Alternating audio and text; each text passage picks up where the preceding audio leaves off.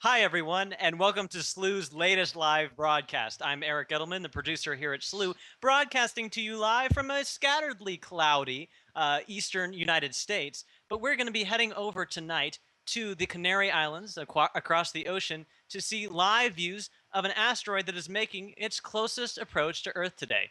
And it's making a close approach, which happens about every decade for this asteroid. But in particular, this close approach is closer than it has been since June of 1968. So we're going to get some very much closer views than we have before. This is Asteroid Icarus that is coming around, and we're going to be talking about what this means, what this close approach means for us, and why we're very interested in it in particular for this time. And so joining me today is going to be the Slooh astronomers, Will Gator and Bob Berman. They're going to be coming in with me here just now. And welcome, gentlemen, and thank you so much for joining me for this live broadcast.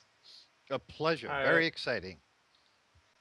It's going to be a lot of fun, I think. There's so much to really unwrap about this very intriguing asteroid. It's something that has been spread across our pop culture for centuries. Lots of interesting books and movies that sort of have to do with it, as well as some interesting science that's going to be happening very soon. And so if you have some questions about this asteroid in particular, you can use the hashtag IcarusCloseUp. And we're going to be following that hashtag today and trying to answer any of your questions and talk about what might be intriguing you about this particular asteroid. But for now, we're going into our first segment, which is just talking to you a little bit about PHA 101, potentially hazardous asteroids 101, what it means that this asteroid is near to us, and really sort of discussing it just a little bit about its fundamentals. And I'll be heading into that with our Slooh astronomer, Bob Berman. Welcome to the segment, Bob, and yeah, thank you again for joining me. Well, thank you, Eric. And Oh, go ahead. no, you said so. So you have Oh. a first question. I do. I have a first question. Yeah, like what does a close approach really mean? Because there's, I think, different levels here.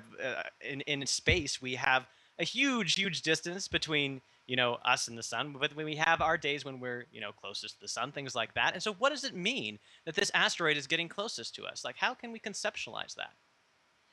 It's true, and it's a great question because closest approach can be as close as an impact. Remember, every single meteorite in all those museums and in private collections, 50,000 of them, well, except for 80 that originally came from the Mars or Moon, or are asteroid fragments. So we get clobbered, all of those, all 50,000 of those that people can have in their hands are asteroids. So that's a close approach, isn't it, when it's in your living room for you to show people? On the other hand, the larger objects, thank goodness, tend to stay away most of the time. They have hit us, they've changed Earth's biosphere. They've made species go extinct, so we're very interested in making sure that doesn't happen again. We want to track them. And so the ones that do come close to us are of particular concern. In this case, we're talking about 5 million miles. The nearest planet is 26 million. So we're talking about one-fifth the distance to Venus, the nearest planet, and that's pretty close. On the other hand, it's more like 20 times farther than the moon. So if you think of it that way, it's not so close. But either way, it's fascinating. And it's also fascinating that this particular asteroid always does it in June. It has a resonance with Earth. Very few of them do. So it comes close to us it has a period of 9 years, 29 years, 18 years. And with that kind of wobble, it can get close to us. But this is the very closest in about a 1 century period, very closest for the next 75 years. And I think you've really answered the first question that came up to us on Twitter that I think is at the forefront of a lot of people's minds. And here it is. Is it going to hit? Like, just let's get a simple yes or no to that, Bob. Today, are we going Well, to see the end of civilization as we know it? no, with 5 million miles, it's not even close. In fact, it's not even close enough to be visible through binoculars. Tonight's brightness, 15th magnitude, means not even a backyard telescope would be able to show it. And for an object that's, figure half a mile across, that's plenty big enough to show up brightly if it were really, really, truly close. So it's all relative. No, won't hit us. So yeah, we're pretty much seeing the equivalent of it, just like sort of skimming by and just waving as it goes along, which really not a lot to be concerned about with this. I mean, I think one of the main points of confusion, though, that tends to come around with this sort of asteroid is it's called a PHA. It's called a potentially hazardous asteroid, and you have the word hazardous there, and so it brings a point of concern. Like, if we don't have to worry about it hitting us right now, like, why is it called a PHA? Because it has that potential over periods of thousands of years. In truth, in the whole period from 1968 to 2090, this this is its closest approach. The last time it was 1996, and then it was twice as far away at almost 10 million miles from us. So by that metric, yeah, it's close. But and potentially hazardous means that someday it could hit us. So it's one of those that we have to keep our eye on. And there's a number of them. Someday we'll have something in place, a anti-comet, anti-asteroid sentry system where we can send a rocket out and deflect it in time. Right now we don't have that in place, so the best we can do is watch these and monitor these, and that's what we're doing. Precisely. Yeah, and as much as we can keep track of them, that's the safer we can be. This is maybe a little bit of a startling image that I might bring up, but just keep it in context that these are sort of the potentially hazardous asteroids, their orbits that we know about that surround us, and so we're keeping a very close eye on all these and just making sure we're not going to get any dangerous sort of collisions. But this is just it's a really amazing figure just to see that many lines that we're keeping our eye on here. Absolutely. And I wish we could see it in 3 dimensions, Eric, because since it's a 3D view, we can't really peek our heads to the side and see how many of those cross our paths in all 3 dimensions. Some of these look like they are more hazardous than they are. But if they're even in this diagram, it means they can cross our paths and can hit us. So, yeah, that's a lot of them. And a half-mile object like the Icarus, that would be a very bad day indeed for planet Earth if that were to hit us. So notice the different orbits. Some of them look rounder. Some of them come in far and go out just as far, and that's the case with Icarus. It's got a strange orbit, even though its period around the sun, its year is not very different from Earth's. It ventures closer into the sun than Mercury, and then farther out from the sun than the planet Mars. So it does a strange thing. It's not at all a nice round orbit the way our own planet has. And just exciting, guys. We're getting our first images in from the Canary Islands of the live imagery of asteroid Icarus. And so it might be a little tough to see in the star field. There's a lot going on here, but we have a handy dandy pointer that we can point out for you. You see that it's a bit of a line here that's going across the screen. It doesn't look circular. And so this is actually the asteroid as it's moving. And as this live show continues on, we're going to see this asteroid as it moves across the star field. It's going to go in this sort of diagonal downward direction. And we're going to see that process as we have live images of this asteroid throughout the show. But there it is. This is the day of close approach, and we're seeing live images of asteroid Icarus right now here. That's so cool because it just passed from the Big Dipper, everybody's most familiar constellation, down towards the hunting dogs, Canis venatici. So it's over in the north. You know, we who live in Canada, the United States, Europe, this is the optimum place for an object to be viewed. And the fact that we're getting a line, a zip, shows how fast it's moving. It's actually moving against the background stars as quickly as the moon, almost the exact same speed. The moon moves its own diameter, that is half a degree per hour. And so does Icarus, half a degree per hour. So if you're a moon lover and you watch how fast that moves against the background stars, that's the exact same speed that we're watching here with Icarus. And that's saying a lot, considering our moon is 250,000 miles away and Icarus is 5 million miles, and yet it's managing to chug against the background stars at the same rate. That shows that, in fact, it's really moving at a high speed. It's really true, and it will be dramatic to see over the course of the show. And of course, after the show, Slooh members have a fun time making animations of these sorts of things. And we're actually going to show you some intriguing animations of previous close-ups that we've observed later in the show. So stay tuned for that. That's exciting to see that. Just it's an instant progression that we get to visualize. Well, before we do that, we've established that this asteroid is a distance away from us. We're not going to be worried about any impact today. But one other question that we had, a follow-up, sort of a hypothetical curiosity, was, what type of damage could an asteroid of this size cause if it collided with Earth? Like, what would we be considering in this sort of neighborhood of asteroid, a kilometer-long asteroid?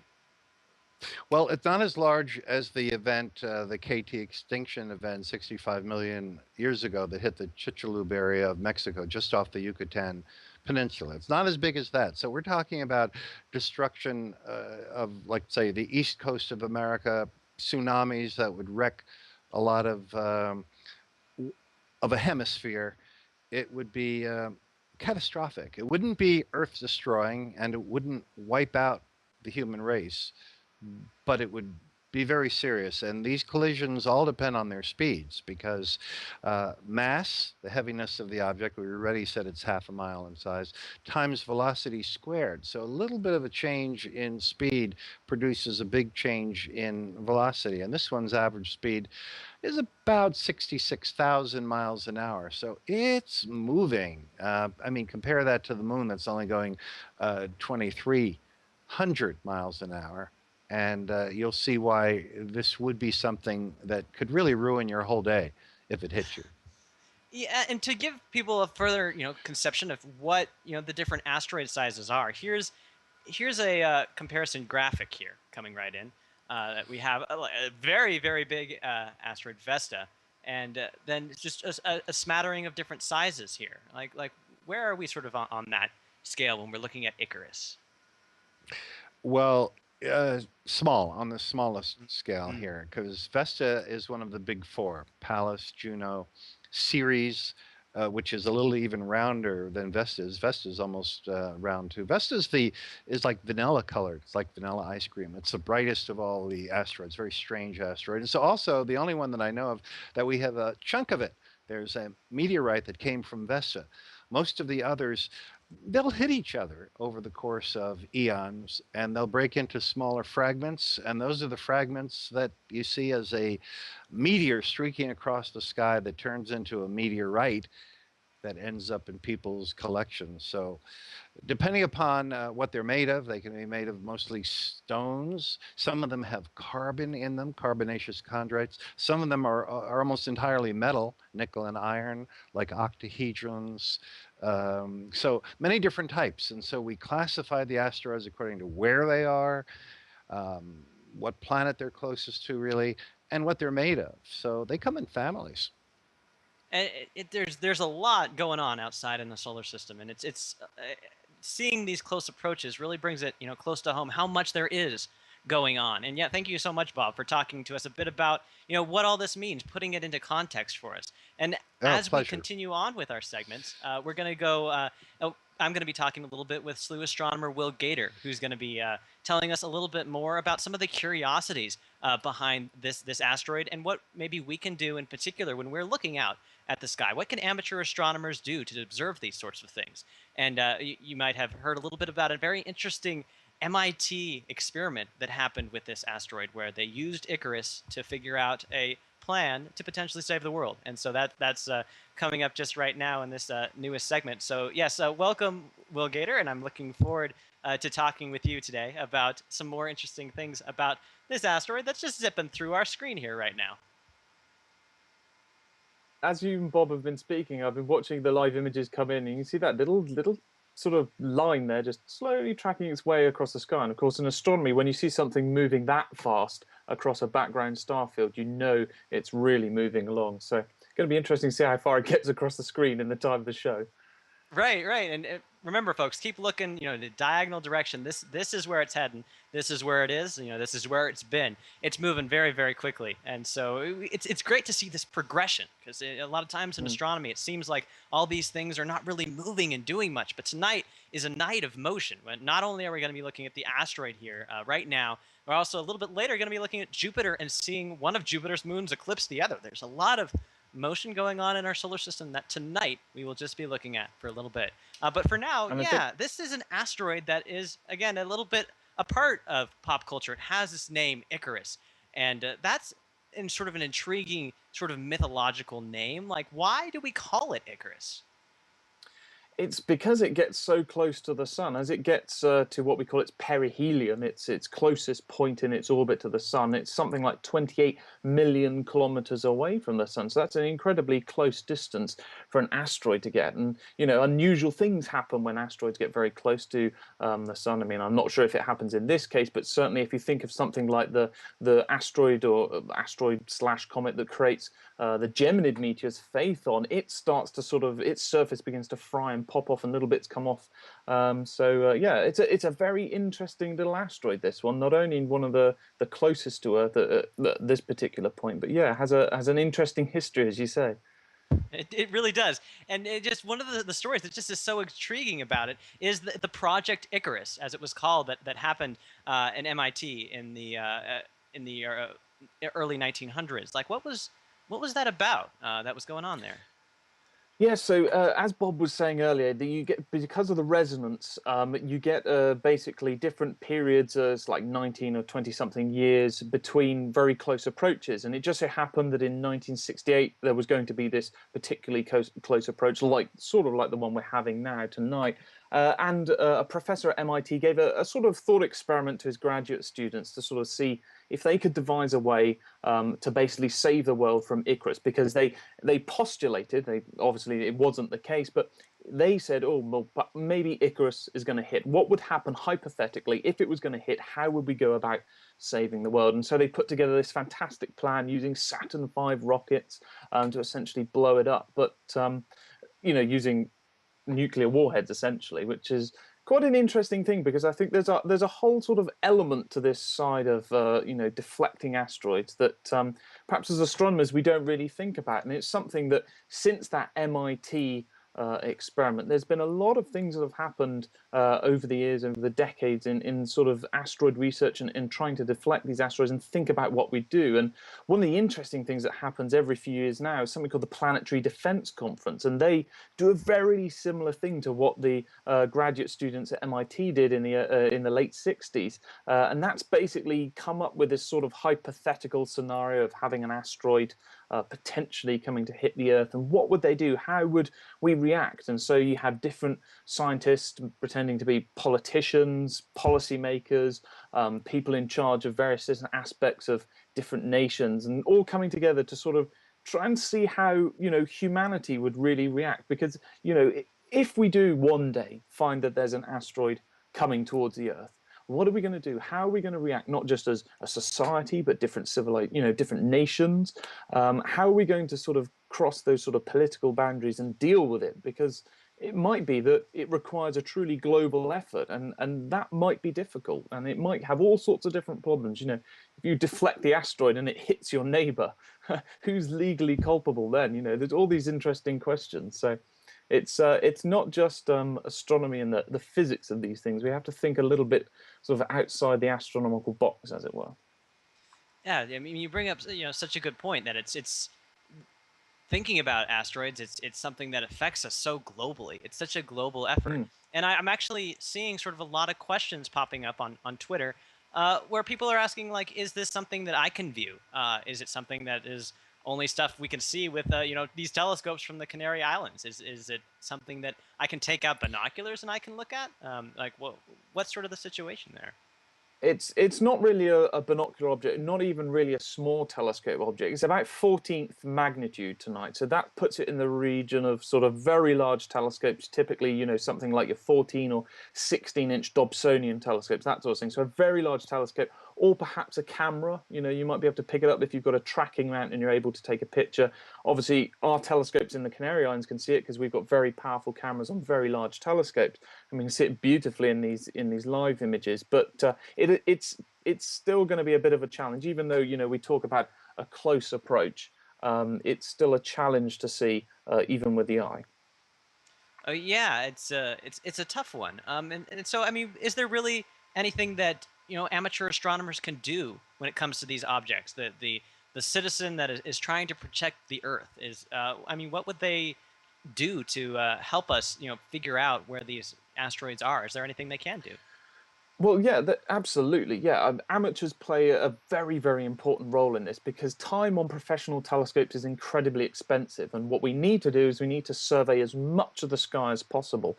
And so there are numerous amateurs around the world basically taking pictures very much like the ones you see on your screen, black and white pictures, looking at star fields, trying to refine the orbits, doing what we call photometry of asteroids, to refine the orbits, perhaps if they're rotating, get an understanding of what we call their light curve, so how their light varies. And you show this fantastic picture, and I think you said something very, very interesting earlier on. You said that this is, you said it was quite a startling image, and I absolutely agree. It's very startling.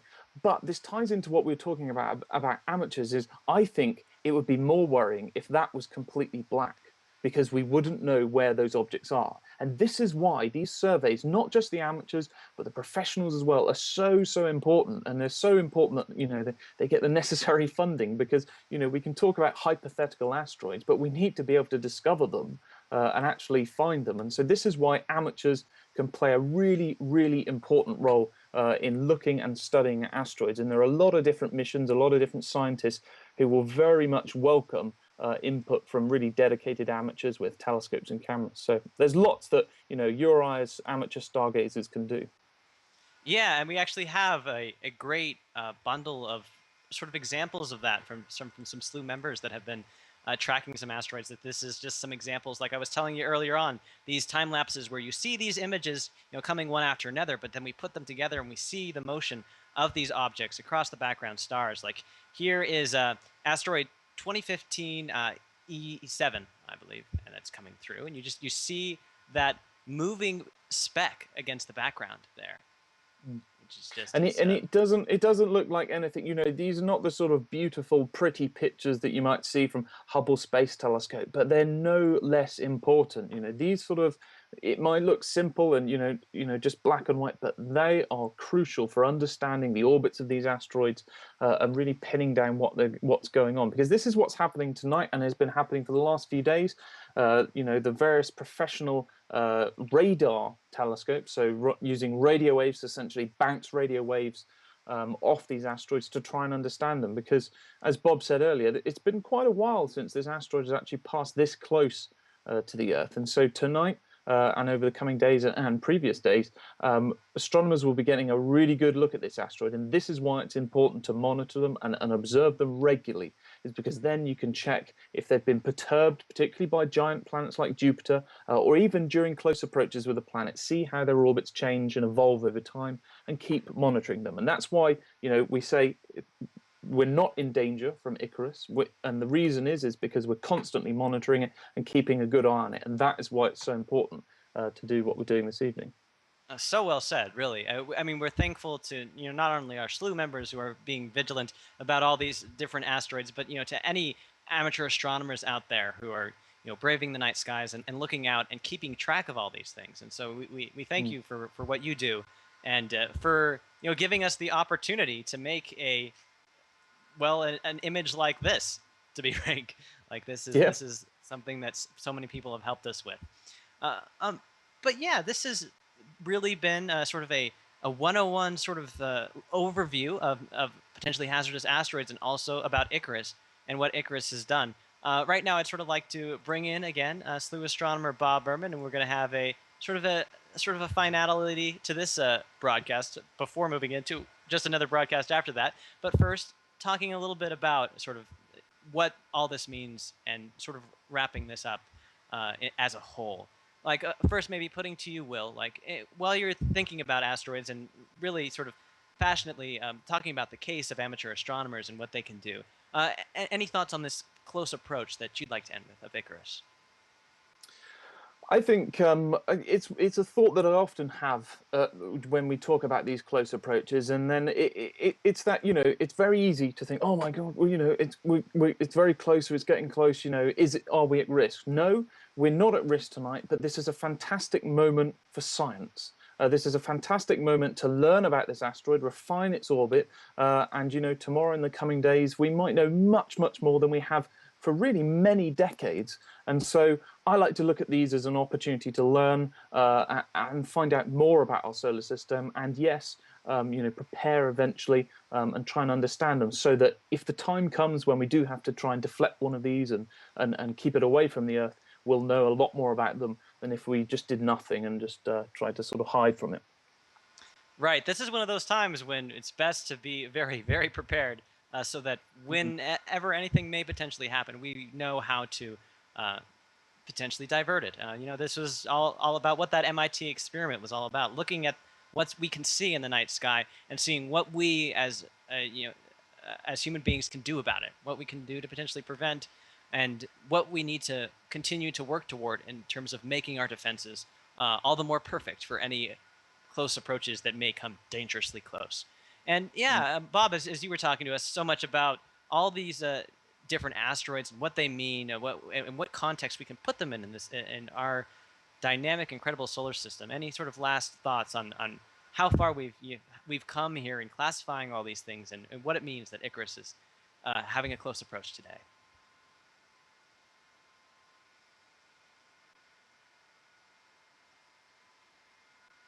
Oh, it seems like we're not getting sound from you here, Bob.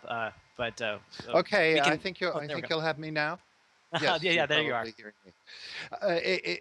Beyond the great things Will just said about the need to monitor it and Icarus's close approach and what that means in terms of the potential danger and the hazard and what asteroids mean, I love the fact that Icarus so represents astronomy in so many ways. It was one of the first objects discovered at Palomar Observatory just after it opened in 1949. It's one of the few asteroids that are in resonance with Earth. That's why it always comes close in June, because it has a gravitational, resonance is the right word, so that in periodic periods it comes close to us.